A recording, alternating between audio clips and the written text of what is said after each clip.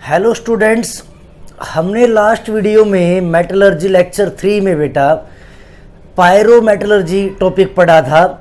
Pyrometallurgy means क्या था कि मेटल ऑक्साइड को एक रिड्यूसिंग एजेंट के साथ हीट करके मेटल में कन्वर्ट कर देना। अब हमने उसकी एप्लीकेशन पढ़ने बेटा, तो आज का हमारा टॉपिक है एप्लीकेशन ऑफ पायरोमेटलर्जी।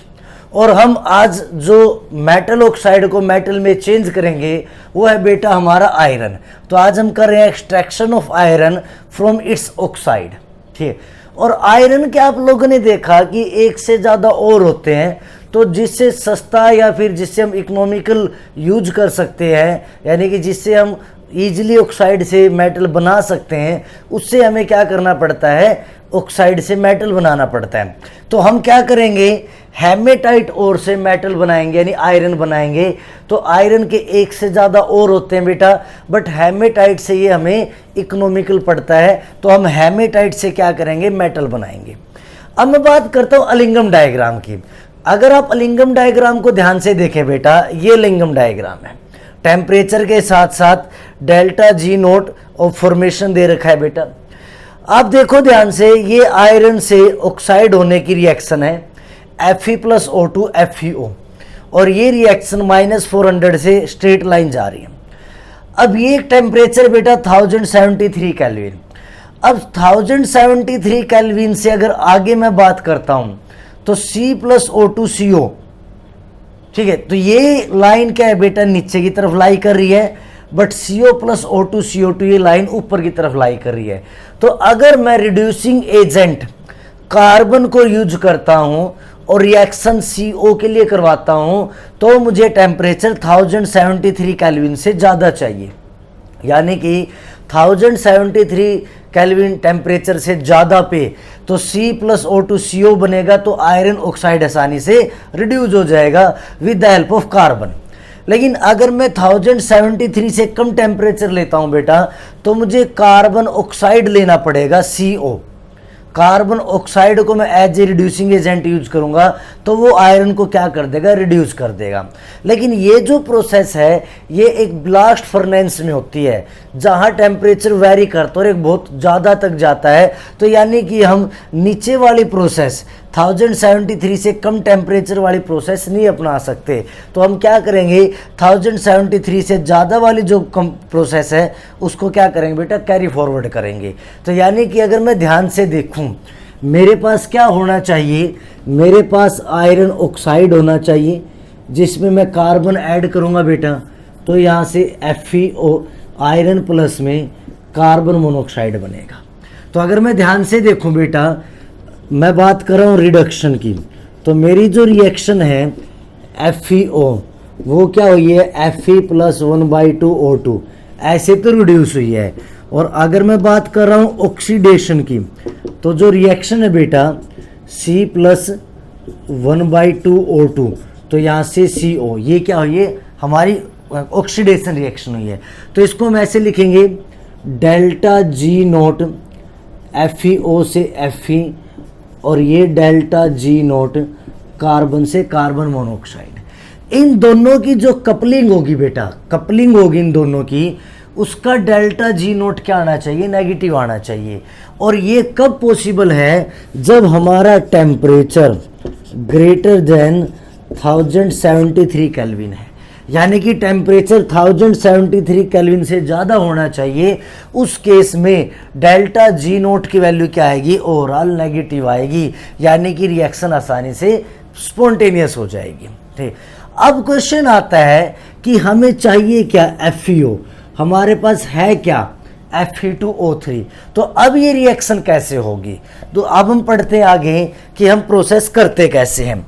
तो हम क्या करते हैं बेटा, सबसे पहले जो भी हमारा ओर है उसको हम क्रश करते हैं, क्रश करके उसको कंसंट्रेटेड ओर बनाते हैं। तो पहला हमारा पॉइंट क्या होता है, concentration of ore. Concentration of ore की हम बात करते हैं, यहाँ हाइड्रोलिक वॉशिंग से भी आसानी से हो जाता है बेटा। लेकिन अगर आप यहाँ पर सल्फाइड वाला ओर लेते, मान लो FeS2 से आप करते, तो इसके लिए मुझे फ्रोथ फ्लोटेशन लगानी पड़ती, क्योंकि सल्फाइड ओर पे हम क्या लगाते हैं बेटा, फ्रोथ फ्लोटेशन। लेकिन हमारे पास अभी क्या है, ऑक्साइड है, तो हम आसानी से हाइड्रोलिक वॉशिंग या इलेक्ट्रोमैग्नेटिक सेपरेशन से इसको क्या कर सकते हैं, कंसंट्रेटेड बना सकते हैं। फिर जो कंसंट्रेटेड और बनेगा बेटा, उसको हम करेंगे कैल्सिनेशन। कैल्सिनेशन, अब कैल्सिनेशन का फायदा क्या है, कैल्सिनेशन में क्या करते हैं, हीट करते हैं in presence of air. Calcination का फायदा क्या होगा, जो भी इम्प्योरिटी होगी, मान लो सल्फर इम्प्योरिटी है बेटा, वो इजीली ऑक्साइड बन के क्या हो जाएगी, बाहर हो जाएगी। ऐसे मान लो फॉस्फोरस इम्प्योरिटी है, वो भी क्या है बेटा, इजीली ऑक्साइड बनकर बाहर हो जाएगी। तो ये सभी गैसेस फॉर्म में ऑक्साइड बन के क्या हो जाएंगे, बाहर हो जाएंगे। आर्सेनिक का वो भी क्या हो जाएगी बेटा, ऑक्साइड बन के, आर्सेनिक इम्प्योरिटी है वो भी ऑक्साइड बन के क्या हो जाएगी, बाहर हो जाएगी। तो जितनी भी इम्प्योरिटी है, जो वोलेटाइल इम्प्योरिटी है, जो ऑक्साइड बन करके गैसेस में चेंज हो सकती है, वो सारी ऑक्सीजन के साथ कंबाइंड होगी और गैसेस में चेंज हो जाएगी। अब होगा क्या, अगर हमारे पास FeO प्रेजेंट है तो होता क्या है बेटा, जब भी हम कैल्सिनेशन करते हैं तो FeO क्या करेगा, ऑक्सीजन देगा बेटा। कैल्सिनेशन में ऑक्सीजन आएगी बेटा, तो FeO भी ऑक्सीजन के साथ कंबाइंड हो जाएगा और ये Fe2O3 बना लेता है। तो हमारे पास मेनली क्या होगा, Fe2O3 होगा। सल्फाइड है तो भी Fe2O3 बनेगा, अगर थोड़ा बहुत FeO है तो भी Fe2O3 बनेगा। तो कैल्सिनेशन करने से हमारे पास Fe2O3 बन जाता है, यानी कि हमारे पास ऑलरेडी मैग्नेटाइट हेमेटाइट है, अगर थोड़ा बहुत भी उसमें FeO है तो वो भी किस में चेंज हो जाएगा, Fe2O3 में चेंज हो जाएगा। ठीक, उसके बाद हम क्या करेंगे, उसके बाद हम करेंगे स्मेल्टिंग। जैसे ही ये Fe2O3 बनता है बेटा, उसके बाद हम क्या करते हैं, स्मेल्टिंग करते हैं। स्मेल्टिंग करने के लिए हम बेसिकली कुछ मेथड अपनाएंगे, जो मेथड हमें पता होना चाहिए। स्मेल्टिंग में मैंने अभी आपको रिडक्शन की रिएक्शन बताई थी, वो रिएक्शन हम यूज करेंगे। अब जैसे हमने कैल्सिनेशन की, कैल्सिनेशन से हमारे पास Fe2O3 बन गया।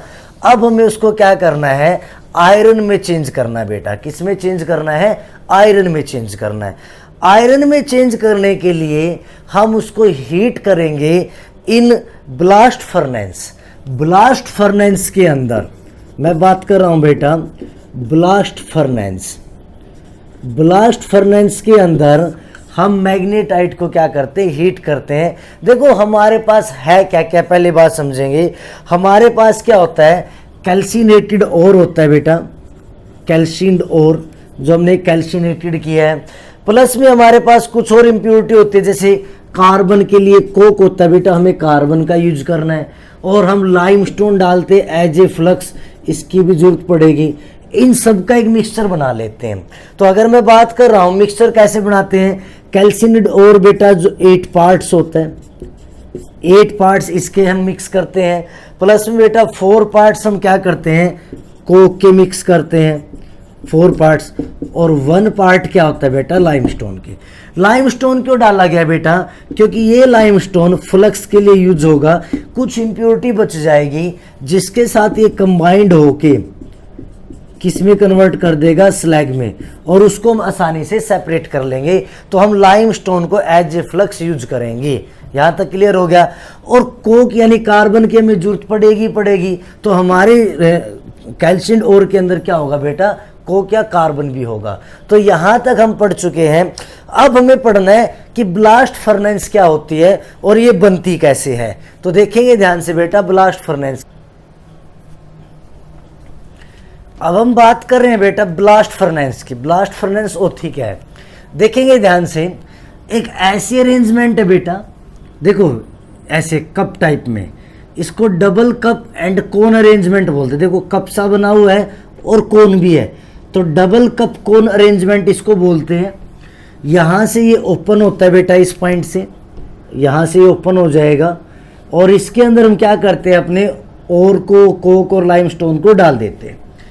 यहाँ स्प्रिंग होते हैं, जैसे यहाँ से दबाते हैं, इसको प्रेस करते हैं तो ये ओपन हो जाएगा, ये नीचे गिरेगा बेटा। ठीक, ये बेटा फायर ब्रिक है, फायर ब्रिक लगा रखी है इसके अंदर, फायर ब्रिक।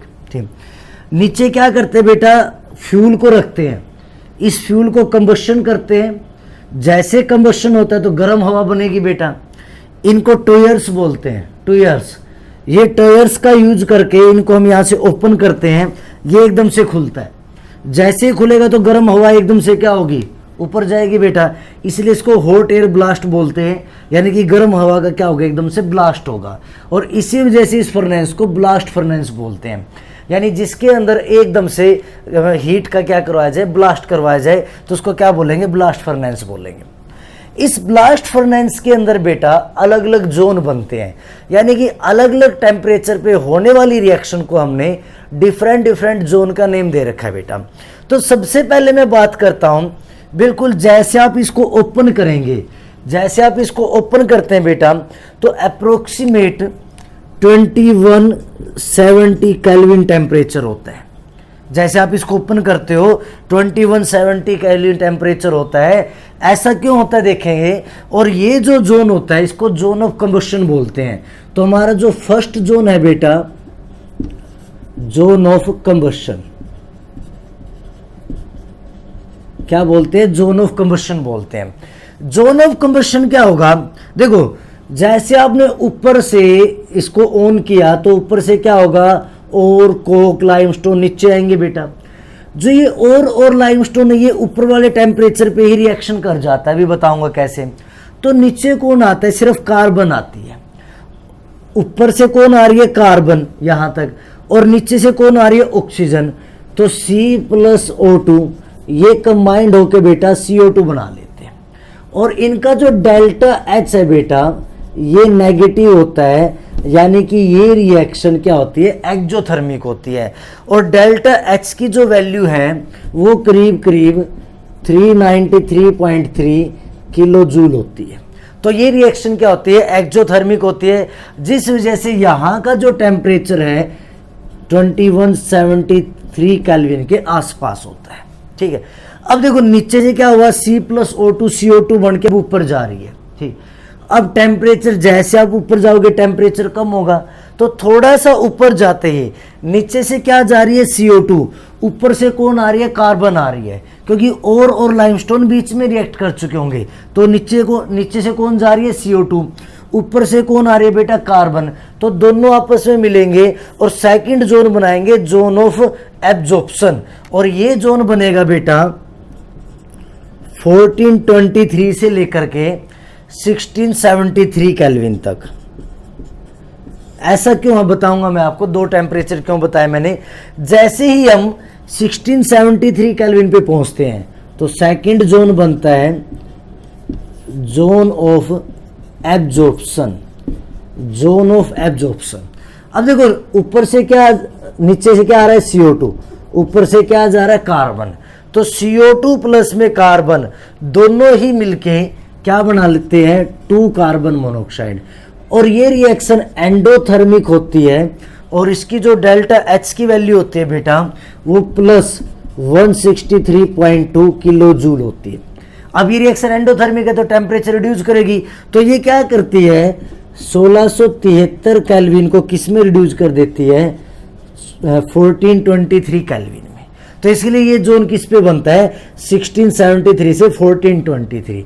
अब हमारे पास क्या हो गया, कार्बन मोनोऑक्साइड हो गया। आपको ध्यान हो रिएक्शन रिडक्शन करने के लिए हमें क्या चाहिए, कार्बन मोनोऑक्साइड चाहिए। तो हमारे पास अभी क्या आ गया बेटा, कार्बन मोनोऑक्साइड। तो हमारा सेकंड जोन बन गया बेटा zone of heat absorption, heat absorption इसको बोलेंगे। तो अभी तक हम कहां पहुंच गए, 1723 केल्विन पे। जैसे थोड़ा सा और ऊपर जाएंगे बेटा, कितने टेम्परेचर पे, अप्रोक्सीमेट जो मैं बात कर रहा हूं टेम्परेचर की, वो हमारा टेम्परेचर हो जाएगा, ध्यान से देखेंगे, 1123 केल्विन, अप्रोक्सीमेट 1123 केल्विन। इसको बोलते हैं बेटा zone of slag formation, zone of slag formation. एक बार देखेंगे फिर मैं कंप्लीट बताऊंगा। जोन ऑफ स्लैग फॉर्मेशन का मतलब क्या है, ऊपर से बेटा कौन आ रहा है, लाइमस्टोन। तो लाइमस्टोन इस टेम्परेचर पे आकर के टूट जाएगा। तो जो लाइमस्टोन है कैल्शियम कार्बोनेट, ये डिकम्पोज होकर के क्या बनाएगा, कैल्शियम ऑक्साइड प्लस CO2। और ऊपर क्या है बेटा, इम्प्यूरिटी भी है। इम्प्यूरिटी में कौन है, सिलिका। ये सिलिका के साथ जुड़ के कैल्शियम ऑक्साइड, तो कैल्शियम सिलिकॉन ऑक्साइड बना लेगा CaSiO3, तो ये क्या बना दिया स्लैग, और ये क्या बेटा इम्प्योरिटी, और ये क्या हो गया हमारा फ्लक्स। तो इसको बोलते हैं जोन ऑफ स्लैग फॉर्मेशन। तो होगा क्या, कुछ इम्प्योरिटी ऐसी होगी जो हीट होने के बाद भी बच जाएगी सिलिका टाइप में, ठीक है। उनमें हम क्या करेंगे, फ्लक्स डालते हैं, लाइमस्टोन हमने एज ए फ्लक्स यूज किया है, ये लाइमस्टोन कैल्शियम ऑक्साइड देगा और उस इम्प्योरिटी के साथ जुड़ के स्लैग बना लेगा, जिसको हम आसानी से रिमूव कर सकेंगे। तो यहां तक बात क्लियर हो गई। अब हमारे पास क्या है, देखेंगे ध्यान से, हमारे पास है बेटा कार्बन मोनोऑक्साइड। ये कार्बन मोनोऑक्साइड ऊपर जा रही है। अब हमारा असली खेल स्टार्ट होता है, मतलब रियल में होता क्या है, देखेंगे ध्यान से। हमारा जो फोर्थ जोन है बेटा, मैं यहां लिख रहा हूं, ये आपने टीयर्स लिख लिया होगा, ये जगह थोड़ी क्लियर कर रहा हूं। हमारा फोर्थ जो जोन है बेटा, वो है जोन ऑफ रिडक्शन। क्या है, जोन ऑफ रिडक्शन। ये हमें विशेषकर ध्यान रखना है। हमसे अगर एग्जाम में पूछ लेता है कि रिडक्शन ऑफ आयरन ऑक्साइड बताए, तो हमें जोन ऑफ रिडक्शन बताना पड़ता है। जोन ऑफ रिडक्शन की जो हम बात कर रहे हैं, ध्यान से देखना बेटा, जोन ऑफ रिडक्शन ये स्टार्ट होता है अराउंड 500 और 900 केल्विन के बीच में। 500 से 900 केल्विन, इस टेम्परेचर पे जो जोन बनता है उसको जोन ऑफ रिडक्शन बोलते हैं। होता क्या, देखेंगे ध्यान से, हमारे पास ऊपर से क्या आ रहा है बेटा, और के अंदर हमारे पास क्या है Fe2O3, तो ऊपर से आ रहा है Fe2O3 और नीचे से आ रही है कार्बन मोनोऑक्साइड। अब ये जो टेम्परेचर होता है करीब 573 से 673 केल्विन होता है, देख पा रहे हैं अच्छे से, 573 से 673 केल्विन होता है बेटा। जैसे ही रिएक्शन होती है तो ये पहले मैग्नेटाइट में चेंज होता है, ठीक है, मैग्नेटाइट में चेंज हो जाएगा, और ये किस में चेंज हो जाएगा, CO2 में। अब ये किस में चेंज हो गया, मैग्नेटाइट में, Fe3O4 में। तो ये Fe3O4 थोड़ा फिर नीचे जाएगा, तो ये फर्दर रिएक्शन करेगा Fe3O4, नेक्स्ट रिएक्शन में फर्दर कार्बन मोनोऑक्साइड के साथ कंबाइंड होगा बेटा। Fe3O4 फर्दर कितने पे, 773 से लेकर के बेटा 873 केल्विन पे, इस पे फर्दर रिएक्शन होगी, और यहां से क्या होगा, Fe अलग हो जाएगा और CO2 क्या हो जाएगा, अलग हो जाएगा। तो हमारा यहां से क्या बन गया बेटा, Fe बन गया, जिसकी हम बात कर रहे हैं। तो हमारा अभी क्या बन गया, आयरन बन गया, ठीक। उसके बाद कुछ Fe2O3, देखो कुछ Fe2O3 तो किस में चेंज हो गया, Fe3O4 में, लेकिन सारा नहीं हो पाता है। एक्चुअल में एकदम से नीचे पड़ता है बेटा। जब एकदम से नीचे पड़ेगा तो हो सकता है कि जो ऊपर वाले हो आयरन ऑक्साइड वगैरह, वो क्या हो बेटा, आपके मतलब ऑक्सीडाइज ना हो, ऊपर वाले Fe2O3, कुछ Fe2O3 ऑक्सीडाइज ना हो। तो जो बचा हुआ FeO3 है बेटा, इसी में जो मैं बात कर रहा हूं थर्ड रिएक्शन की, तो जो बचा हुआ Fe2O3 होता है, ये भी नीचे किससे जुड़ेगा, कार्बन मोनोऑक्साइड से, और कार्बन मोनोऑक्साइड से जुड़ के ये वापस FeO+ में CO2 बना लेगा। तो अब इन्होंने क्या बना दिया, FeO+ में CO2, ठीक है बेटा, FeO+ में क्या बन जाएगा, CO2 बन जाएगा। और फिर ये FeO फर्दर ऑक्सीजन के साथ कंबाइंड होकर Fe2O3 बना लेगा। और फिर ये Fe2O3 जो होगा मेनली, अगर मैं बात कर रहा हूं इस Fe2O3 की, जो थोड़ा बहुत बच गया, इसके अलावा भी थोड़ा बहुत बच जाता है, ये रिएक्ट करेगा बेटा कार्बन के साथ,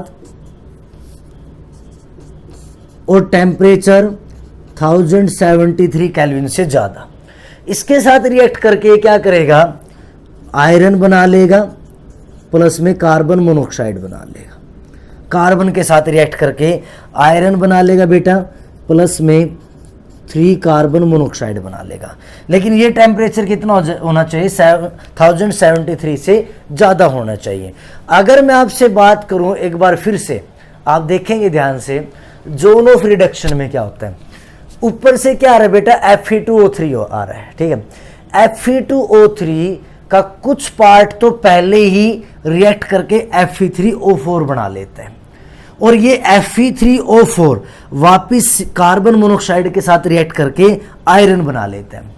कुछ पार्ट Fe2O3 का कुछ पार्ट कार्बन मोनोऑक्साइड के साथ रिएक्ट करके FeO बना लेता है बेटा, और कुछ पार्ट Fe2O3 का फिर भी अगर बच गया जो और नीचे जा रहा है फिर भी जा करके 1073 केल्विन से ज़्यादा टेम्परेचर पे आयरन बना लेता है। तो यहाँ से हमारा क्या हो जाएगा, आयरन हमें मिल जाएगा। अभी आप देखो आयरन तो हमें मिल गया, लेकिन हम ब्लास्ट फर्नेस के बीच में है, हमें कहाँ जाना है, नीचे तक जाना है, क्योंकि नीचे तक गिरेगा जाके, तो ब्लास्ट फर्नेस के बीच में है। तो एक पॉइंट और बच जाता है जो बहुत इंपॉर्टेंट है। तो एक बार मैं यहां तक रिपीट कर रहा हूं, आप देखेंगे ध्यान से। ब्लास्ट फर्नेस के अंदर अलग अलग टेम्परेचर पे अलग अलग रिएक्शन होती है, और इन डिफरेंट रिएक्शन को हम जोन में बांटते हैं। टोटल 5 जोन होते हैं। कितने जोन है बेटा, टोटल 5 जोन है। फर्स्ट जोन जो होता है वो बिल्कुल नीचे होता है बेटा, हाई टेम्परेचर पे। यहाँ पर टेम्परेचर करीब 2170 केल्विन के आसपास होता है। इस जोन को हम जोन ऑफ कंबशन बोलते हैं। ऊपर से कार्बन आती है, नीचे से गर्म ऑक्सीजन आती है, दोनों कंबाइंड करके CO2 बनाते हैं। एक्जोथर्मिक रिएक्शन होते हैं तो टेम्परेचर इंक्रीज हो जाता है। जैसे ही CO2 ऊपर की तरफ जाते हैं बेटा, और CO2 ऊपर जा रही है, तो ये CO2 क्या करेगी, वापस ऊपर से आने वाले कार्बन के साथ रिएक्ट करेगी। कौन से टेम्परेचर पे, 1673 केल्विन पे, और वहाँ से कार्बन मोनोऑक्साइड बनेगा जो एंडोथर्मिक प्रोसेस होगी, जो टेम्परेचर को रिड्यूस कर देगा 1423 केल्विन पे। तो यानी कि ये टेम्परेचर हो जाएगा रिड्यूस। उसके बाद बेटा थोड़ा सा और ऊपर जाएंगे तो एक टेम्परेचर आएगा 1123। इसको बोलते हैं जोन ऑफ स्लैग फॉर्मेशन। ये जो स्लैग फॉर्मेशन है, इसका मतलब क्या है कि कुछ इम्प्योरिटी सिलिका वगैरह वापस बची हुई है, तो उनके लिए हमें फ्लक्स चाहिए, और फ्लक्स के लिए हमें क्या करना पड़ेगा, लाइमस्टोन डालना पड़ेगा। लाइमस्टोन डिकम्पोज होकर के कैल्शियम ऑक्साइड देता है। ये कैल्शियम ऑक्साइड फ्लक्स की तरह बिहेव करता है। ये फ्लक्स के इम्प्योरिटी के साथ जुड़ के स्लैग बना लेता है, जिसको हम आसानी से रिमूव कर सकते हैं। तो ये क्या हो गया, जोन ऑफ स्लैग फॉर्मेशन। और सबसे मेन पार्ट स्टार्ट होता है 500 से 900 केल्विन के बीच में। इस जोन को हम जोन ऑफ रिडक्शन बोलते हैं। ऊपर से Fe2O3 आ रहा है, इसके 3 पार्ट बना लो, सिंपल सी बात है। एक पार्ट क्या करेगा, 573 पे रिएक्ट कर जाएगा कार्बन मोनोऑक्साइड के साथ, तो वहां से Fe3O4 हेमेटाइट से मैग्नेटाइट बन जाएगा। दूसरा पार्ट क्या, फिर मैग्नेटाइट क्या होगा, वापस 773 से 873 में आयरन में चेंज हो जाएगा। कुछ पार्ट ऐसा भी होगा Fe2O3 का जो कार्बन मोनोऑक्साइड के साथ रिएक्ट करके FeO बना लेगा, और कुछ पार्ट ऐसा भी होगा जो 1073 से भी नीचे जाके कार्बन के साथ रिएक्ट करके Fe बना लेगा। यानी कि हमारे पास देखा जाए आयरन बन गया बेटा, Fe बन गया है। ये अभी तक क्या हमारे पास प्योर आयरन है, लेकिन इस प्योर आयरन को निकालना बहुत मुश्किल है, क्योंकि हम फर्नेस के बीच में हैं, और जब तक ये नीचे नहीं गिरेगा हम इसको सेपरेट आउट नहीं कर सकते। अब हमारे पास क्या हुआ, देखो CO2 गैस निकली, CO निकली, CO2, यहाँ से भी CO2, तो ये CO2 गैस यहाँ से क्या हो जाती है, बाहर निकल जाती है। तो सारी गैस CO2 CO है वो क्या हो जाएगी, बाहर। एक लास्ट जोन हमारा बचता है, मैं यहाँ पर लिख रहा हूँ बेटा, क्योंकि ये इंपॉर्टेंट जोन है, तो इसलिए मुझे यहाँ इसको स्पेशल मेंशन करना पड़ेगा। Hot air blast zone of fusion इसको बोलते हैं बेटा। नंबर 5 है हमारा, ध्यान से देखना, zone of fusion. Zone of fusion इसको बोलते हैं।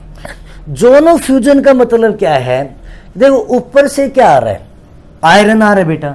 जब हम टेम्परेचर पे पहुंचते हैं 1423 से 1673 तक, ये इसी टेम्परेचर पे बनता है बेटा, 1673 केल्विन।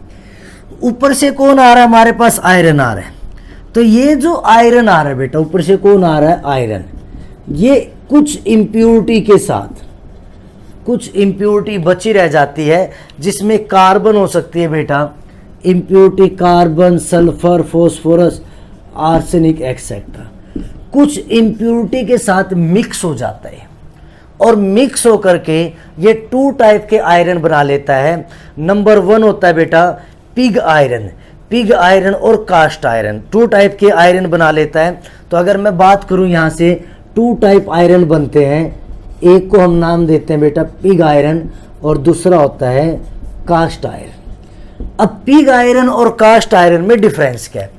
पिग आयरन के अंदर अप्रोक्सीमेट 4% कार्बन इम्प्योरिटी होती है और कास्ट आयरन में अप्रोक्सीमेट 3% कार्बन इम्प्योरिटी होती है। तो अगर हमसे डिफरेंस पूछे तो बेटा इम्प्योरिटी का डिफरेंस होता है, पिग आयरन में करीब 4% कार्बन इम्प्योरिटी होती है। ये इम्प्योरिटी आयरन के साथ जुड़ जाती है तो पिग आयरन यानी थोड़ा सा इम्प्योर आयरन बन जाता है, तो इसको जोनो फ्यूजन बोलते हैं। प्योर आयरन फ्यूज हो गया इम्प्योरिटी के साथ, तो वहाँ से पिग आयरन और कास्ट आयरन बनते हैं। पिग आयरन थोड़ा हैवी होता है जिसमें 4% इम्प्योरिटी होती है, कास्ट आयरन थोड़ा हल्का होता है जिसमें 3% इम्प्योरिटी है। तो अब जोनो फ्यूजन से क्या हुआ, नीचे आयरन आ रहा है बेटा। अब आयरन किस में चेंज हो गया, पिग आयरन और कास्ट आयरन में। तो जब आप नीचे देखेंगे तो आपको पता चलेगा कि हमारे पास 2 टाइप के क्या होंगे, आयरन बनेंगे। एक हमारे पास होगा बेटा ऐसे नीचे पिग आयरन और एक हमारे पास होगा कास्ट आयरन। तो हम क्या करेंगे, यहां से मोल्टन पिग आयरन को, मोल्टन पिग आयरन इसको क्या कर लेंगे, सेपरेट कर लेंगे। और यहां हमारे पास थोड़ा सा ऊपर क्या बनेगा बेटा, स्लैग भी होगा। और ये स्लैग थोड़ा लाइट होता है तो ये सबसे ऊपर होता है, तो यहाँ से हम क्या करेंगे, स्लैग को भी सेपरेट आउट कर लेंगे। तो हमारा मेनली क्या बना, मोल्टन पिग आयरन बना बेटा। हमने मेनली क्या बनाया, molten pig iron. Molten pig iron से क्या हो जाएगा, एक्सट्रैक्ट हो जाएगा, और कास्ट आयरन भी क्या हो जाएगा, बाद में एक्सट्रैक्ट हो जाएगा। तो इस प्रोसेस को हम क्या बोलते हैं बेटा, ब्लास्ट फर्नेस बोलते हैं। यानी कि पायरोमेटलर्जी का यूज़ करके भी हमें 100% आयरन नहीं मिला, उसमें थोड़ी बहुत इम्प्योरिटी अभी भी प्रेजेंट है, जिससे हमारा पिग आयरन और कास्ट आयरन बना। हमारे पास बेटा एक रोट आयरन भी होता है जो प्योरेस्ट फॉर्म ऑफ आयरन होती है, सबसे प्योर, और एक स्टील भी होता है। तो अब हम बात करते हैं कि रोट आयरन और स्टील कैसे बनते हैं। तो एक बार सभी ध्यान से देखेंगे, ब्लास्ट फर्नेस है क्या, double cup and cone arrangement है बेटा, ध्यान से देखेंगे सभी, जिसमें अलग अलग जोन बनते हैं, अलग अलग रिएक्शन होती है। तो अब हम पढ़ते हैं आगे। अब हम बात कर रहे हैं बेटा रोट आयरन की। Road iron it is the purest form of commercial iron. Commercial iron की सबसे प्योर फॉर्म है बेटा। इसके अंदर 0.2 से 0.5% कार्बन इम्प्योरिटी होती है, और ये कार्बन एज ए ग्रेफाइट या सिमेटाइट की फॉर्म में होती है। ठीक है, ट्रेस ऑफ फॉस्फोरस और सल्फर वगैरह, फॉस्फोरस सल्फर आर्सेनिक इम्प्योरिटी बहुत कम होती है। तो यहाँ ये क्या होता है, हमारा सबसे प्योर फॉर्म होती है आयरन की। अब ये जो रोट आयरन होता है बेटा, डक्टाइल होता है, सॉफ्ट होता है, मेलिएबल होता है।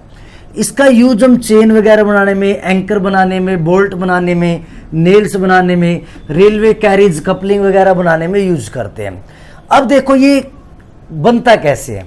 हमारे पास क्या है बेटा, आयरन है। अगर मैं बात करूं रोट आयरन की, तो हमारे पास क्या है, एक्चुअल में आयरन प्लस में क्या है, इम्प्योरिटी है। हमारे पास अभी तक क्या आया, आयरन प्लस में कार्बन इम्प्योरिटी। हम आयरन प्लस कार्बन और साथ में ट्रेस अमाउंट में कुछ इम्प्योरिटी और होती है, ये हमारे पास बना ब्लास्ट फर्नेस से। हम इसको क्या करते हैं, हेमेटाइट के अंदर Fe3O4 हेमेटाइट के साथ रिएक्ट कर देते हैं इन रिवर्बरेटरी फर्नेस के अंदर। रिवर्बरेटरी फर्नेस में हम इस आयरन को, कार्बन या इम्प्योरिटी जो भी है, उसको हेमेटाइट के साथ रिएक्ट कर देते हैं। ठीक है, तो जो हेमेटाइट के साथ आप रिएक्ट करते हो, हेमेटाइट बेटा मैग्नेटाइट नहीं, हेमेटाइट Fe2O3, तब क्या होता है देखेंगे ध्यान से। जैसे हम इसको हेमेटाइट के साथ रिएक्ट करते हैं Fe2O3, तो जो कार्बन होती है बेटा, हमारे पास जो कार्बन है वो क्या हो जाएगी, कार्बन मोनोऑक्साइड के साथ गैस बनकर बाहर निकल जाएगी। क्लियर होगी बात है। उसके बाद अगर मान लो सल्फर टाइप की इम्प्योरिटी है, सल्फर टाइप की इम्प्योरिटी है बेटा Fe2O3 3 सल्फर, तो यहाँ से आयरन बन जाएगा और सल्फर क्या होगा, सल्फर डाइऑक्साइड बना करके बाहर निकल जाएगा। ऐसे अगर मान लो फॉस्फोरस पेंटाऑक्साइड है बेटा, जैसे मान लो Fe2O3 फॉस्फोरस पेंटाऑक्साइड, ये आपस में रिएक्ट करके क्या करेंगे, स्लैग बना लेंगे, जिसको हम FePO4 क्या बन जाएगा, स्लैग बन जाएगा। तो इन सभी रिएक्शन से कार्बन की इम्प्योरिटी क्या हो जाएगी बेटा, कम हो जाएगी। सिलिका भी क्या करेगा, कैल्शियम ऑक्साइड के साथ स्लैग बना लेगा। तो सारी इम्प्योरिटी कार्बन या बाकी इम्प्योरिटी क्या हो जाएगी, रिड्यूस हो जाएगी और इम्प्योरिटी इतने पे आ जाएगी तो उसको हम क्या बोलेंगे, रोट आयरन बोलेंगे। तो यहाँ तक पता चल गया बेटा रोट आयरन क्या है। अब हमें पढ़ना है स्टील क्या होता है। स्टील को हम पिग आयरन से बनाते हैं, रोट आयरन को हम कास्ट आयरन से बनाते हैं। तो रोट आयरन किससे प्रिपेयर किया जाता है, कास्ट आयरन से, और स्टील को किससे करते हैं बेटा, पिग आयरन से। तो अब हम पढ़ते हैं स्टील कैसे बनता है। अब हम बात करते हैं बेटा स्टील कैसे बनता है। स्टील पिग आयरन से बनता है बेटा। स्टील के अंदर 0.05 से लेके 1.5% तक कार्बन कंटेंट्स होते हैं, इम्प्योरिटी होती है। अब जो स्टील है बेटा वो कैसे बनता है, पिग आयरन में approximate 3 to 4%, approximate 4% carbon impurity होती है। हम उनको ऑक्सीडेशन कर देते हैं बेटा। ऑक्सीडेशन करके कार्बन किस में कन्वर्ट हो जाएगी, CO2 में। आर्सेनिक किस में कन्वर्ट हो जाएगा, आर्सेनिक पेंटोक्साइड में। सल्फर किस में कन्वर्ट हो जाएगी, SO2 में। तो जो इम्प्योरिटी है वो ऑक्साइड बना करके क्या हो जाएगी, बाहर निकल जाएगी। ऑक्साइड करने के लिए हम उसको रिवर्बेटरी फर्नेंस में डाल सकते हैं, बेसेंबर फर्नेंस में डाल सकते हैं। तो ऐसे अलग अलग फर्नेंस का यूज करके हम ऑक्सीडाइज कर सकते हैं। कोई भी मेथड आप अपना सकते हो। आपको पता है जो स्टील होता है बेटा वो एक्चुअल में एक एलॉय होता है, और एलॉय बनाने के लिए हम उसमें क्रोमियम, निकल, मैग्नीज, वैनेडियम, मोलिब्डेनम, टंगस्टन इन सब का ऐड करते हैं। हमारे पास डिफरेंट 5 टाइप्स के स्टील होते हैं बेटा। एक होता है स्टेनलेस स्टील। स्टेनलेस स्टील जिससे हमारे घर के बर्तन बनते हैं, तो हम बात कर रहे हैं स्टेनलेस स्टील की। तो स्टेनलेस स्टील जो होता है बेटा ये हमारे बर्तन वगैरह बनाने में यूज होता है। इससे साइकिल वगैरह बनते हैं, ऑटोमोबाइल से इसका यूज होता है। स्टेनलेस स्टील में आयरन करीब 73% होता है बेटा, क्रोमियम 18%, निकल 8% एंड कार्बन अप्रोक्सीमेट 1% होता है। उसके बाद आता है बेटा निकल स्टील। निकल स्टील में कार्बन 96 से 98% होता है बेटा, और निकल क्या होता है आपका 2 to 4%। तो ये केबल वगैरह बनाने में यूज होता है। जो आपकी केबल होती है बेटा, केबल वगैरह बनाने में या एरोप्लेन पार्ट वगैरह बनाने में हम निकल स्टील का यूज करते हैं। उसके बाद क्रोम स्टील है बेटा। क्रोम स्टील में आयरन वही 96 से 98%, अब क्रोमियम 2 से 4% हो जाएगा। और ये जो क्रोम स्टील है बेटा ये बाल बेरिंग, कटिंग टूल्स या क्रशिंग मशीन, जो कट करने वाले टूल्स होते हैं, या जो बैरिंग के अंदर बॉल होते हैं बेटा, छोटी छोटी बैरिंग के अंदर बॉल, उसमें, या फिर आप कटिंग मशीनरी वगैरह में यूज होते हैं। इनवार भी एक स्टील होता है बेटा जिसमें आयरन 64% और निकल 36% होता है। इनवार स्टील का मेनली यूज बेटा मीटर स्केल, वॉच या पेंडुलम रोड्स वगैरह में यूज होता है। जो आपका स्केल होता है वो भी इनवार स्टील का होता है। एल्निको, एल्यूमिनियम, निकल, कोबाल्ट, तो आयरन 60%, एल्यूमिनियम 12, निकल 20 और कोबाल्ट 8%। तो इनका जो स्टील बनता है वो एल्निको स्टील होता है बेटा, और इसका यूज हम मेनली परमानेंट मैग्नेट बनाने में करते हैं। तो हम मैग्नेट बनाने में किसका यूज करते हैं, एल्निको का यूज करते हैं। मैग्नेट कोई अलग से मेटल नहीं है, वो एक क्या है, एक एलॉय है मेटल्स का, आयरन का। तो ये क्या होता है, परमानेंट मैग्नेट में एल्निको यूज करते हैं। तो अभी हमने पढ़ा एप्लीकेशन ऑफ पायरोमेटलर्जी का first part, reduction of iron oxide into iron. हमने आयरन ऑक्साइड यानी हेमेटाइट को आयरन में चेंज किया, और जब हमने ब्लास्ट फर्नेस का यूज किया तो हमें पिग आयरन और कास्ट आयरन मिले, जिनमें कुछ % इम्प्योरिटी एज ए कार्बन या और इम्प्योरिटी थी, यानी 100% प्योर नहीं मिला। फिर हमने कास्ट आयरन से बेटा रोट आयरन बनाया, और पिग आयरन से हम स्टील बनाते हैं, जो हमें पता होना चाहिए, जो हमारी लाइफ में यूज होते हैं। तो यानी कि अभी तक भी हमें 100% प्योर आयरन नहीं मिला है, उसको और 100% ले जाने के लिए हम रिफाइनिंग का यूज करेंगे। तो हमने फर्स्ट पार्ट पढ़ लिया जिसमें हमने आयरन ऑक्साइड से आयरन बनाया। सेकंड एप्लीकेशन में हम कॉपर ऑक्साइड से कॉपर बनाएंगे, एल्यूमिनियम ऑक्साइड से एल्यूमिनियम बनाएंगे, और जिंक ऑक्साइड से जिंक बनाएंगे। वो प्रोसेस थोड़ी छोटी है, बड़ी आसानी से हो जाएगी। तो यहाँ तक आई होप आपको समझ में आया होगा। अगर आपको समझ में आया है तो वीडियो को लाइक ज़रूर कर दिया करो बेटा, शेयर और सब्सक्राइब कर दिया करो। Thank you very much. तो बाकी पढ़ेंगे बेटा नेक्स्ट लेक्चर में।